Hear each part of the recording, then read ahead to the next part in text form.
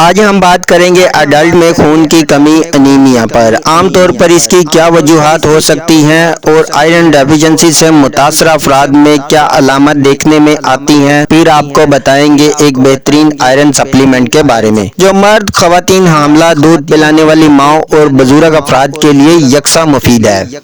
اور ساتھ ہی چینل کو ضرور سبسکرائب کیجیے گا تاکہ آپ کو میڈیسنز کا صحیح استعمال اور بیماریوں سے متعلق بر وقت آگاہی ملتی رہے۔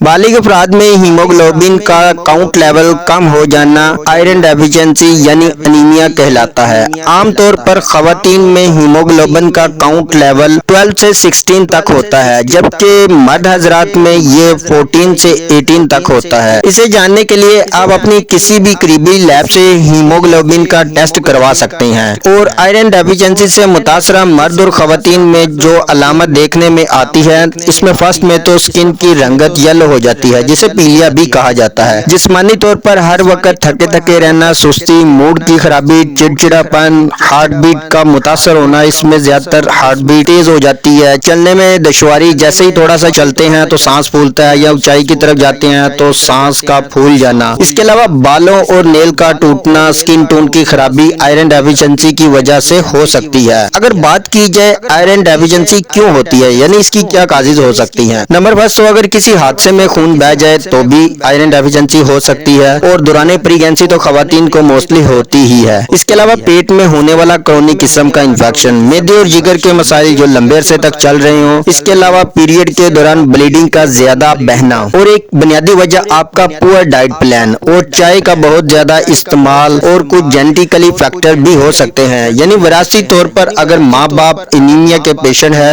تو آپ بھی انیمیا کا شکار ہو سکتے ہیں۔ اب اگر آئرن ڈیفیشنسی کے ٹریٹمنٹ کے لیے سپلیمنٹ کی بات کریں، اگر اس میں آپ کا 1 سے 2 پوائنٹ کم ہے تو اگر اس کے لیے آپ اپنا اچھا ڈائٹ پلان ترتیب دیں تو یہ ایچ بی یعنی آپ کا آئرن ڈیفیشنسی ویسے ہی کور ہو جائے گی۔ ہاں اگر ایچ بی کافی لو ہے، اس میں 4-5 پوائنٹ، تو پھر آپ کو اپنے ڈاکٹر کی مشاورت سے کوئی سپلیمنٹ ضرور استعمال کرنا چاہیے۔ تو اس میں جو ایک اچھا سپلیمنٹ ہے وہ آئرن ہائیڈرو آکسائڈ پولی مالٹوز ہے، آپ اس کو استعمال کر سکتے ہیں۔ یہ آئرن یعنی فولاد کی ایک قسم ہے جو بہت ہی بہتر طریقے سے آئرن ڈیفیشنسی کو پورا کرتی ہے۔ اس کے ساتھ اگر آپ فولک ایسڈ بھی لیں تو بہتر رزلٹ ملتے ہیں۔ اس سالٹ میں آپ فارمیسی سے ڈیفرنٹ برانڈ کی ٹیبلٹ لائک پولی مالٹ، مالٹوفیر، بسلیری، فیروسافٹ، جینیفر ایف، پولیفیر وغیرہ وغیرہ، ان میں سے آپ کوئی بھی ٹیبلٹ لے لیں، ان سب کی فارمولیشن سیم ہی ہے، یعنی ان کی فارمولیشن میں آئرن ہائیڈرو آکسائڈ پولی مالٹوز پلس فولک ایسڈ ہے، اور اس کو آپ مسلسل 2 سے 3 ماہ استعمال کریں تو انشاءاللہ آئرن ڈیفیشنسی پوری ہو جائے گی۔ ہاں اگر